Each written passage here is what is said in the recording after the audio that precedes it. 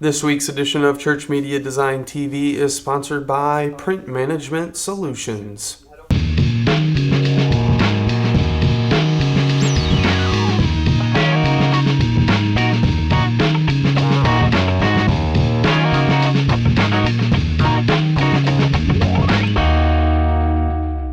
Welcome to another edition of Church Media Design TV, tips, tricks, and how-to for you, the church media designer. I'm your host, Brad Zimmerman, and I am joined by my favorite bobbleheaded friends. We got Fred Flintstone, Little Whitey, Colonel Sanders, and of course, Jesus Christ, the Son of the Lord Most High.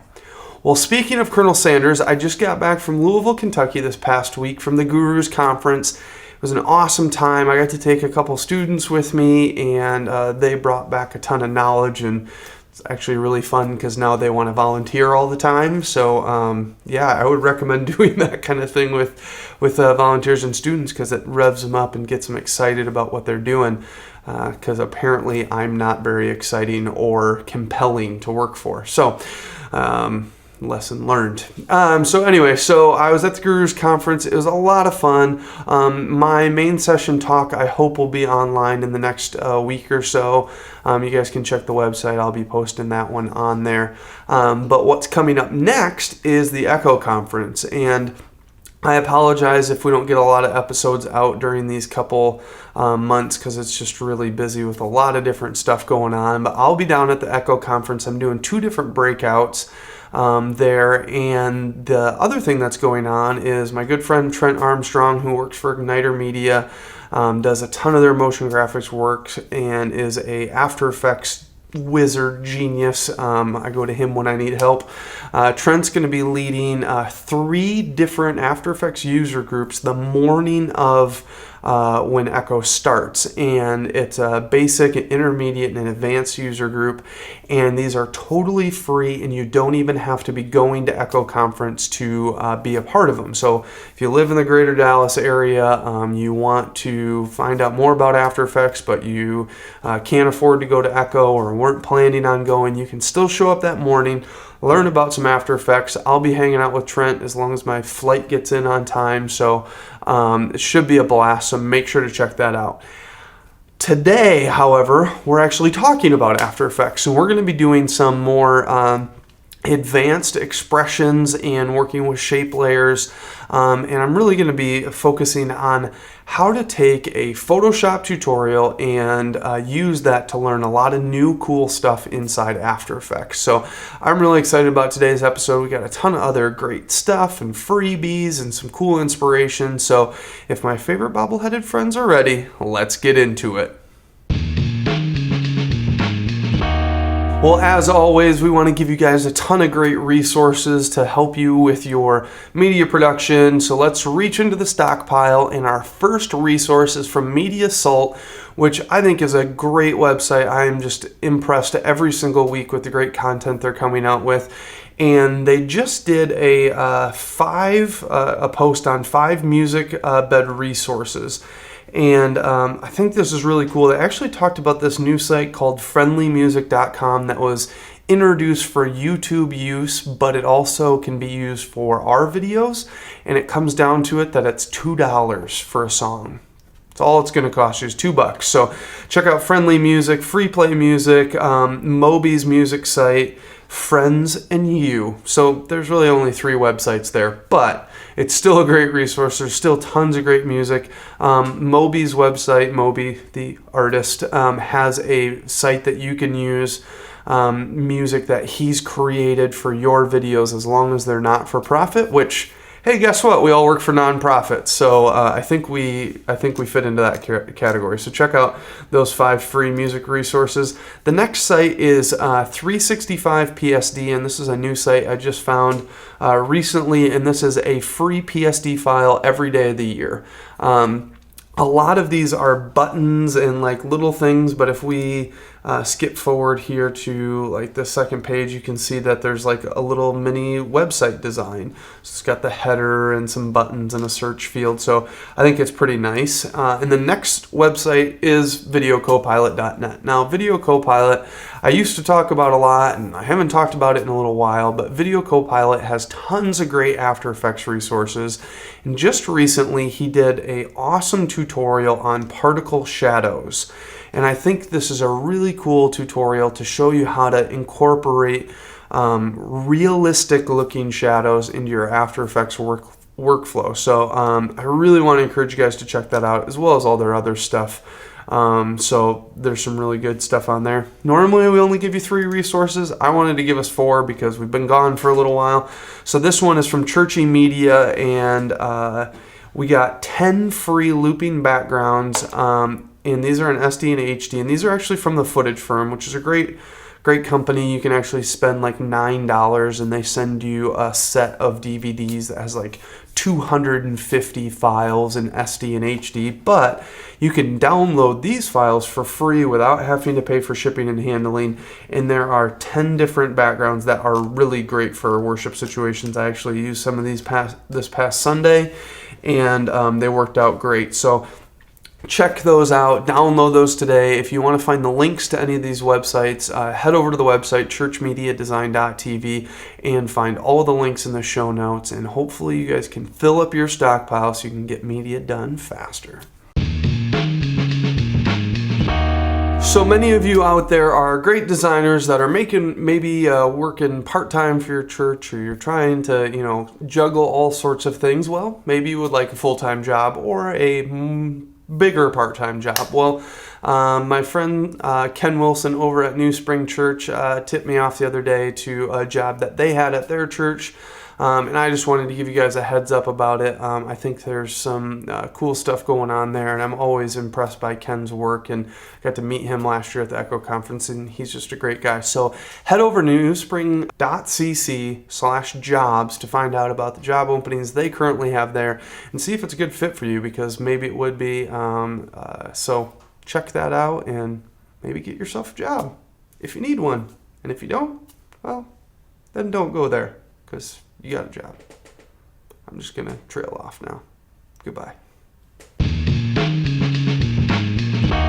Well, before we move on, let's say thank you to our sponsor of Print Management Solutions. You can head over to their website, find out more information about how they can help you out. But man, a couple weeks ago we talked about our big print project, and I wouldn't have been able to do that without Print Management Solutions. And we continue to print, small postcards and just little things in-house instead of spending the money and the time to do it out of house, because we can just do it cheaper in-house. And that's all thanks to Print Management Solutions. So check out their website, drop an email or click sign up. Make sure to tell them that Church Media Design sent you and see how they can help you out. I know they can save you a lot of money.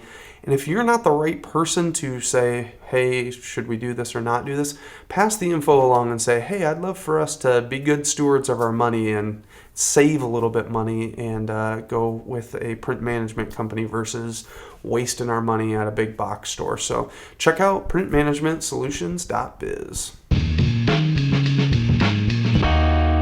Well, at the top of the show today, I talked about how we're going to be diving into After Effects. We're going to be messing around with shape layers and also some expressions. Now, that might have scared a lot of you, and I might have lost half the viewers by now. But I want to encourage you guys to stay locked into what's going on, because I think you're going to learn a lot today, and I think you're going to overcome your fear of expressions as we go through this segment.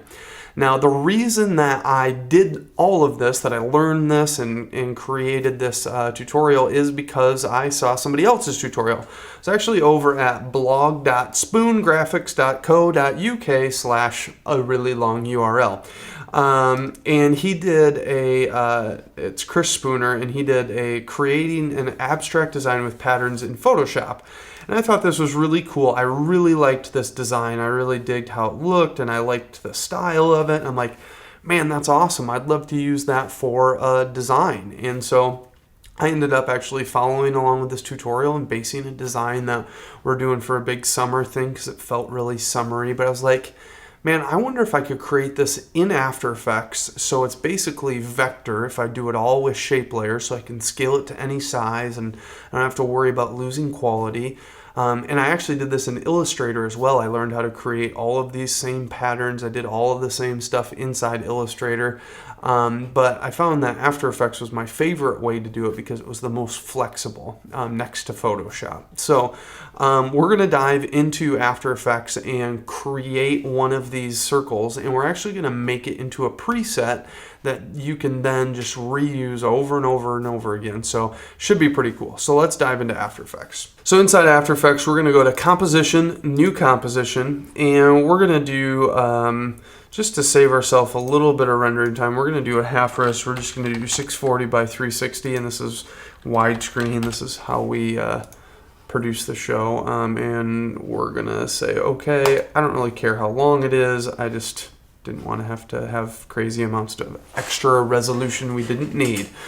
So the first thing we're going to do is actually going to show you the preset that I made and that you can actually download over on the website. So if you don't want to learn how to do it yourself, you can go download it, but it's a really cool thing to learn how to make. So we're going to go under Animation Presets and go to User Presets, and you'll see we have a circle, what did I name this? Circle Checkerboard CS3. So this should work in CS3, 4, and 5, but it probably won't work in anything else besides that. So we're just going to double click on that, and it's going to make our shape layer. And what you're going to see here is we have a little checkerboard going on, and our comp's actually a little bit small, so we'll just scale this down. So you can see here we have, a checkerboard, and what we have in our effects panel is we have a bunch of expression sliders that are doing some work for us here. So we can actually change the grid size of this grid that's in there. We can actually change the spacing of the grid if we want to. We also can say if we want it to be a circle or a square. So, we change it to a circle and then do some more spacing, bring it back down, and, you start to get some interesting looking effects in there. So let's switch that back to a square and set this back to normal. Okay, and then we have our circle size. We can actually change the size of the circle. We can change the color of the circle, and you'll see that it kind of automatically does a nice gradient for us. So we can change that. We can also change our stroke and have a different size stroke, and we can change the color of that stroke. So maybe we want to go with like a orangey red. So let's dive in and start creating this. So I'm going to go up to New Composition. We'll call this our Shape Master, and we'll just go with 640 by 360, say okay, and then we're going to go up to Layer and New, and then we're going to do Shape Layer. Okay, now you could have just drawn out a shape layer, but I want to build all of the parts of this shape layer individually. So I'm just going to start with an empty shape layer. There's nothing there except a anchor point in the middle of the screen. So we're going to flip down our properties, and inside the contents is where all of the contents for the shape layer exists. So inside contents, we're going to hit Add, and we're going to add a rectangle, and we're going to add a fill. So now we have a red rectangle, and we're going to build that grid. And for organization and to help us out later on, we're actually going to build that grid inside of a group. And you can actually create a group. So we're going to create a group here. And I'm just going to hit enter and name this grid. And then I'm going to take my shape and my fill, and I'm going to put that inside of the grid. So now inside here we have our rectangle and our fill. The first thing we want to do is add our very first expression and our very first expression slider. Now, all an expression slider does is allow you to manipulate values inside an expression. So this will make sense in a second here. So I'm going to go to Effects, and I'm going to go down to Expression Controls, and I'm going to do Slider Control.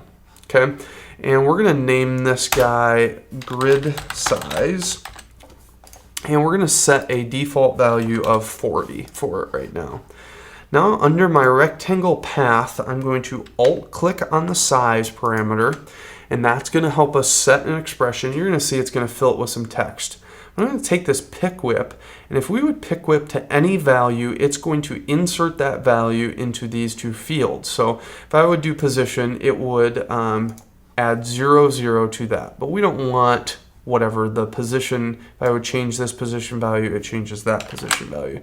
That's not what we really want. So what I'm going to do is I'm actually going to pick whip to the grid slider here. And we'll look under the hood here and just see what it's doing. It's creating a temporary value that's equal to the effect grid size slider. So this value, and then it's taking both of those values and putting them into an array. And an array is basically a list of comma separated values. So it's equal to this and this here. So our width and our height value, and it will keep it proportional because it's the exact same. So you can see we have our first part here. So our this slider is controlling the size of that box. So pretty easy start to this. So now we need to start building our grid. So we're going to add a repeater. And we talked about these a few weeks ago, but we're going to take this repeater and we're going to move it right underneath the rectangle. And we're going to only repeat 2 copies. So we're only going to have 2 squares. And now we can transform this repeater. Now, what we want to do is we want to build a perfect grid here. So what I originally did is I went and sized this up and went and found the right deal. So we're at 40 and we're at 40 here, and now our grid's in the right spot. But watch what happens when I scale this up. Our grid doesn't stay grid-like anymore. So what I'm going to do, I'm going to go back to 40. Let's actually kick our quality up so we can see this better. So, so what we're going to do is we're actually going to create another expression for position. So we're going to alt-click on position. We're going to pick whip to our slider value. Because our second box always needs to be this box's size X and Y away, and it will always stay right in that spot. So now after those values are there, now I can change this, and you can see this box is staying 116 pixels to the right and 116 pixels down. And if I scale it down, it's automatically staying right where it should. So now we have the basic part of our grid being repeated. So we can, we'll name this repeater Grid Maker, just as a fun little name. So now we're going to add in another repeater because now we need to build our full grid. And so what we're going to do is we're going to repeat our small little pattern here. So we're going to go to repeater, and we're going to rename this guy repeat. Repeat. Man, my typing is bad today. Repeat X. So this is going to repeat horizontally, and we're going to go under our transform properties, and we're going to tell the position here. We're going to alt-click on the position, and we're going to pick whip to our slider value. And what you would see now is that, okay, it's kind of working right, but not totally. So what we need to do is we need to tell it to stay on the same plane. So this is our X and our Y value. So instead of having temp there, we're just going to put 0 so it stays on the same plane. Then we need to take this temp value, and even though this one square is 40, the whole grid shape is actually 80. So it's actually 80 by 80 for those two together. So we're going to say temp, and then we're going to do multiplied by 2. And so now you can see we have perfect spacing, and again, if we change our size, the grid stays with it. So I'm going to take that same deal, and we're just going to copy that. Actually, we're going to copy this whole repeater. So we'll take repeat X, and we'll do Control D or Apple D, and we're going to rename this to repeat Y. And then all we need to do is change one value in here. So we're going to go to transform, and under the position, we need to, instead of be going sideways, we need to go vertical. So we're going to just reverse the order here. So we're going to say our X is 0 and our Y is temp times 2. So now you can see we have our full grid shape here. And again, if we change our size, the grid stays perfect. So we have our first step done. We've created our grid and we have it repeating out 3 by 3 and building this, nice red grid. Now our next step is we actually need to position that inside of a circle. So we're actually going to be doing some merging and masking. We actually talked about this a few weeks ago on another episode, but I'm just going to kind of reiterate it today. So inside our grid, we're going to add in, and you're going to see something weird happen. We're going to add in a merge paths. We're going to put this at the very bottom of this stack, and we're going to set this to merge.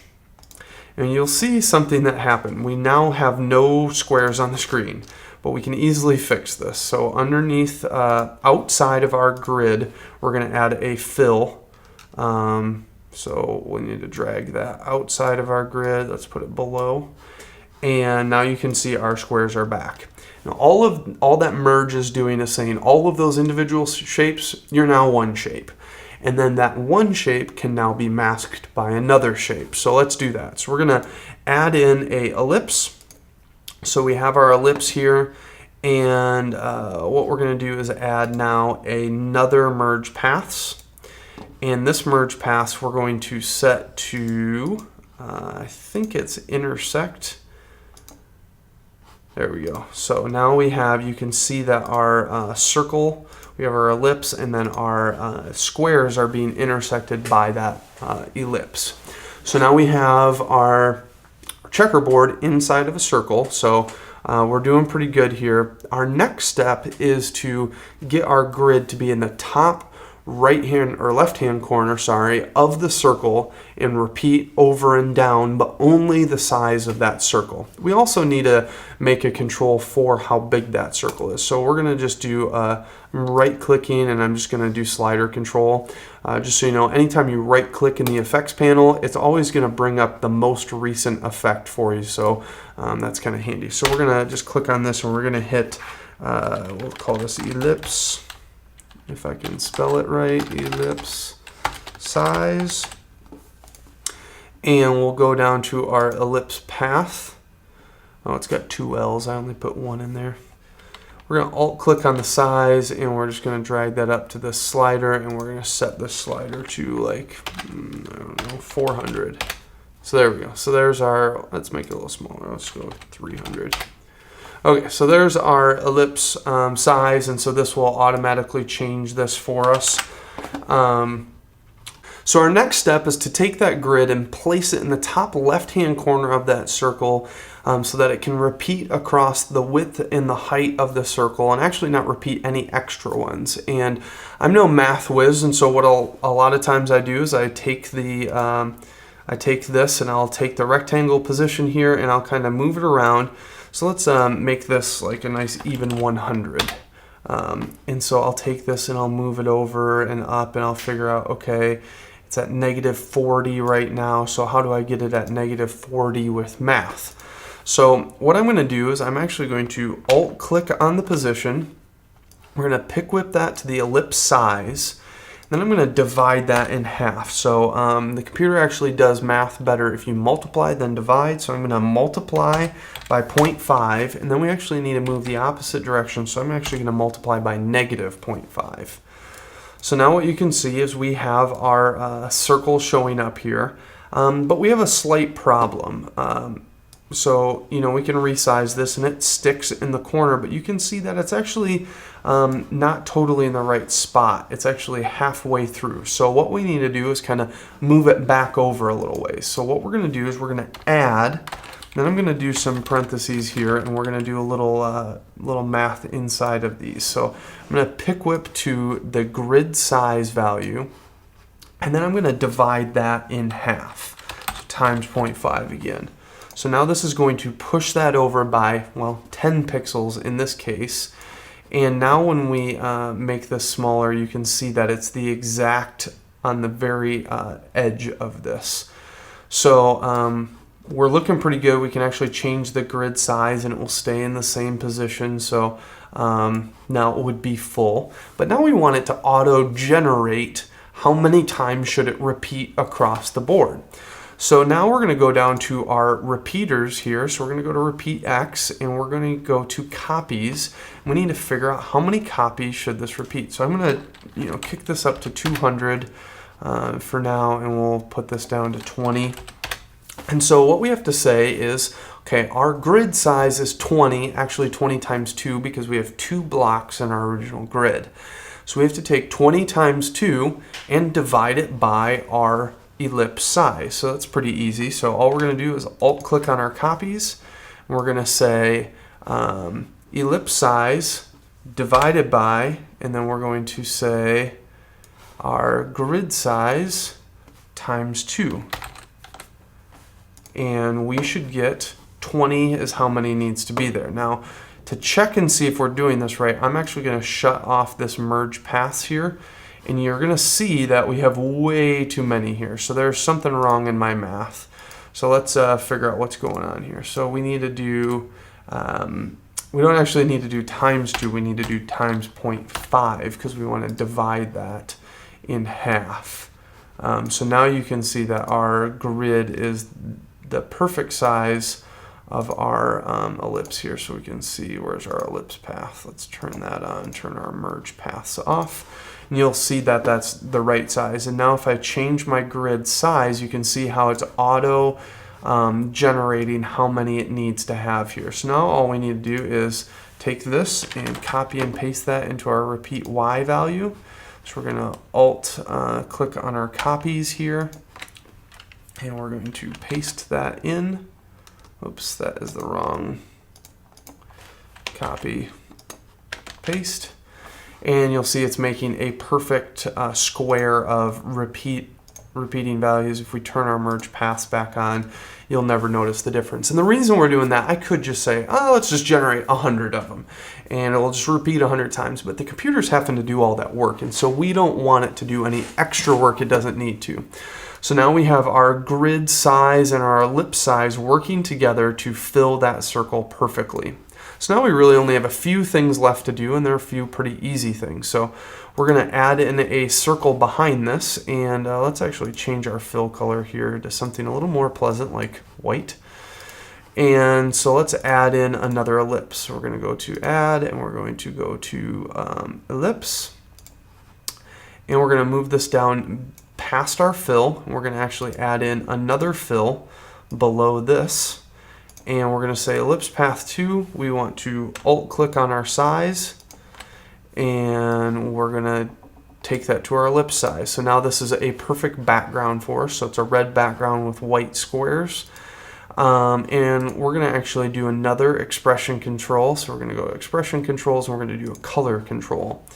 And we're going to go to this fill 2, and I'm going to alt click on the color, and I'm going to pick whip that to this color. So now if I change this here to, let's say, something more pleasant like a blue, now it changes it on the screen for us. So now we have all of that there. Instead of having to dig down deep, it's just all inside our effects control area. So now we go to our next step of adding in a stroke. There's a couple different ways you could do this. The easiest way is we're going to go to expression controls, do another slider control. We'll call this guy stroke size or stroke width. And let's actually change this color to fill color. And the stroke width will just default it to, let's say, 10. And what I'm going to do is I'm actually going to make another ellipse, because if I would add a stroke in here and I would move it down the layer stack, it's actually stroking everything. So if we turn off this this fill and we change our stroke size, you'll notice the squares change size because it's actually stroking those squares in this grid as well, because this stroke is stroking everything above it. So the other way that we could get around this is we could put the stroke above the grid, but then we would have to take our ellipse and put that above the grid as well, which I guess we could do. So let's just do it that way, and we'll move our fill. See, but then we run into problems with our fill. So we're going to go back to my original plan. So we're going to move our fill and our ellipse path back down, and we're going to take our stroke and we're going to delete it. And we're going to actually make another ellipse. So we're going to make a third ellipse, and we'll call this one stroke.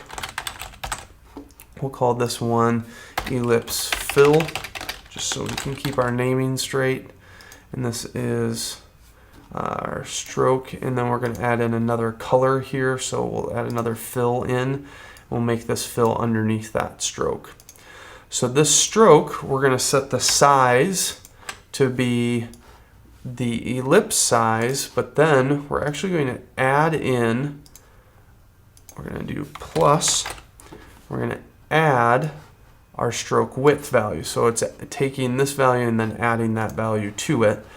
And then we can actually make another color control for our fill. So we're going to do effects controls, color control. We'll make this white for now.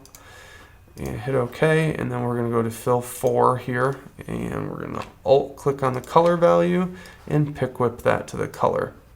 And we'll name this stroke color, and we'll rename this stroke color.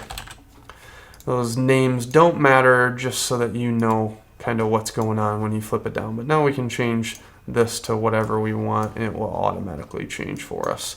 And it auto updates, which is really nice feature as well.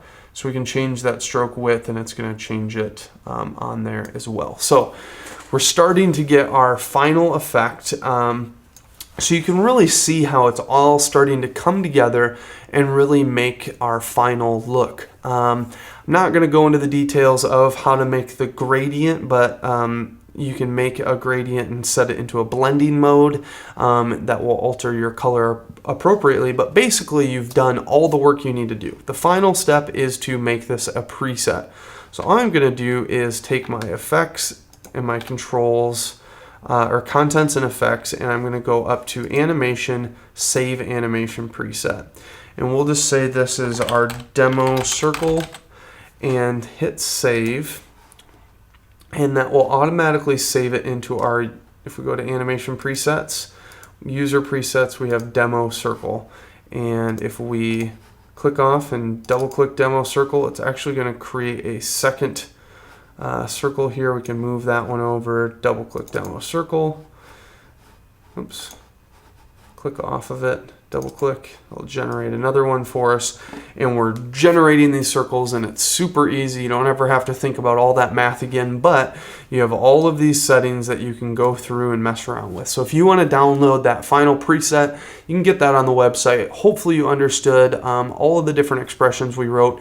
I'll put down all of the expressions on the website so you guys can see that. So hopefully you guys grasp a little bit more on how expressions can make things easier and more versatile when you're creating different shapes or effects inside After Effects.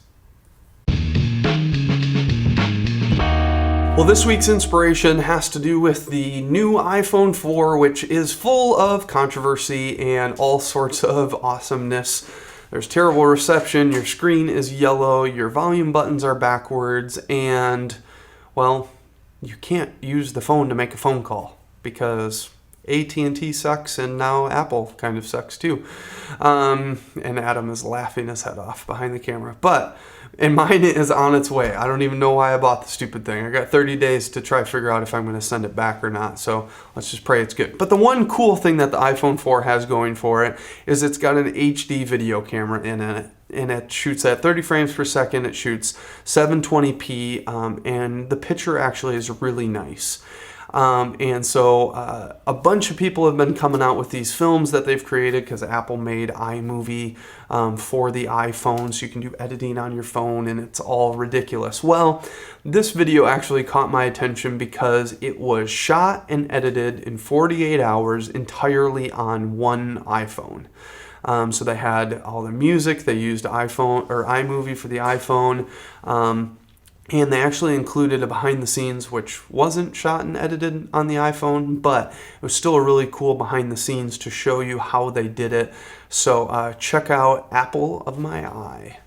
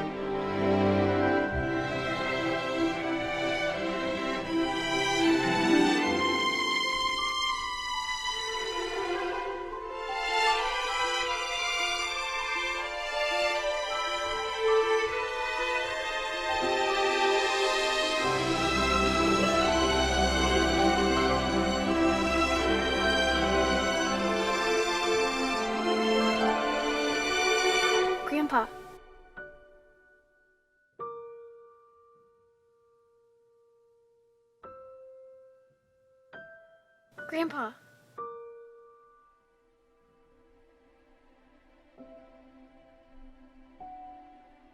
Let me tell you a story.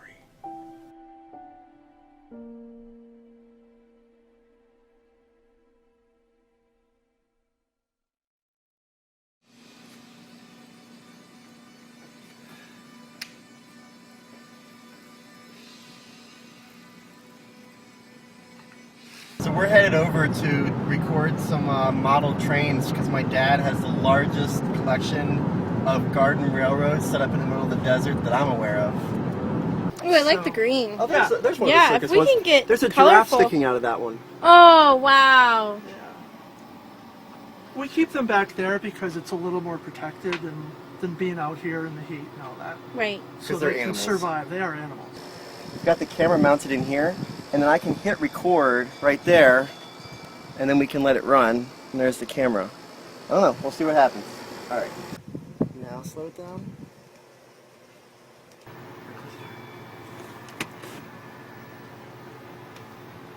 We don't want it to see us. Oh, there she is. All right, let's check her out. I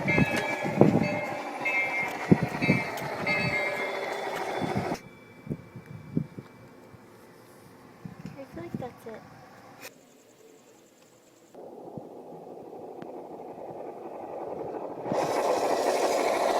So what are you doing? I'm editing. That's what I'm doing. You're editing on the iPhone. I am editing on the new iPhone. Action!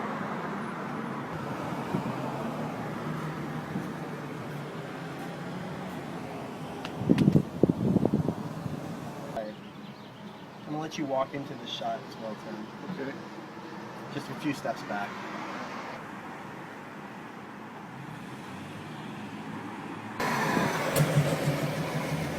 I'm getting to her reaction to this.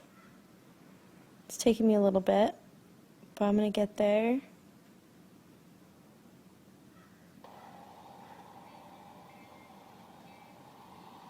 She touches your hand. So for everybody out there, the key to getting no notes on a cut is to make sure you finish at like 5:30 in the morning or so, and then they're too tired to actually like even know that they just experienced innovative history. Also, it's to make sure that you're not being recorded at the current moment so that it can't come back to bite you in the ass 3 years from now. I love this guy. Rebecca, do you I love you too. have any notes? Where's the popcorn? That's what I want to know. Hits. And This is the editor and co-writer.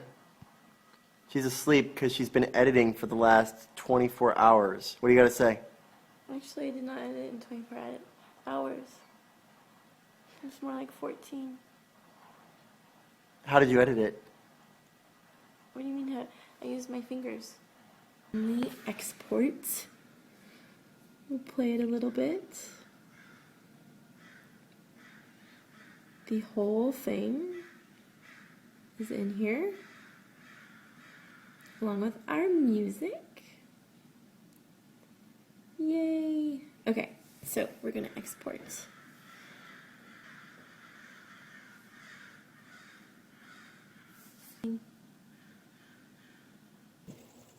And that Is a wrap. Well, for those of you who don't subscribe or check the website very often and you just watch the podcast feed, I have another reason for you to do more than just watch the podcast feed. Head over to the website and you're going to find that I just released 4 brand new free backgrounds. They're HD MP4s. And I think they're really nice, smooth-looking loops that I think you'll find really useful for your church. You can check them out behind me, but they'll be in the show notes as well as the freebies section, which is full of a ton of other freebies. So make sure to head over to the website, check out those freebies, and download them today. Well, thanks for tuning in to another edition of Church Media Design TV. I'm so glad you guys could tune in today. If you have any questions or any problems or comments or issues with expressions or After Effects or whatever you may be working on, let me know. I'd love to help you out with them. I had somebody who was watching a looping tutorial and sent me a message on Twitter, and I shot him a message back, hopefully helping him with the answer. He actually never responded back, so maybe the message was lost by the U.S. Postal Service or Twitter, whichever one I sent it on. Can't remember. Anyway, so if you guys have any questions or comments, please let me know. Also, make sure to check out all the links on the show notes page. There's tons of stuff there, as well as if you need a place to send those questions, you can send them to brad@ChurchMediaDesign.tv. Hit me up on twitter.com/CMDTV. You can find all of our videos on vimeo.com/CMDTV. They're all on there as well as facebook.com/CMDTV for our Facebook fan page, and my personal one is facebook.com/Bradley.Zimmerman, because Brad.Zimmerman was stolen by someone else before I could get it. Dang them. So check out all of those things, and I really want to encourage you guys to, take tutorials that are from one program and translate them to another program. Figure out how to create that effect inside Illustrator. Do it inside Photoshop, or do it inside of Cinema 4D or After Effects, and give it some motion. There's tons of great Photoshop tutorials out there that you could turn into After Effects designs, or it's just a really cool way to learn your craft better. So check that out and try expand your knowledge, try expand the way that you even view tutorials in the first place. And take all these things and do something creative with them. Don't just redo what the tutorial maker said to do with it. Go crazy. Try something different. Don't use a circle. Use a square. So as for me and the three wise men and Jesus, we're saying, see you later.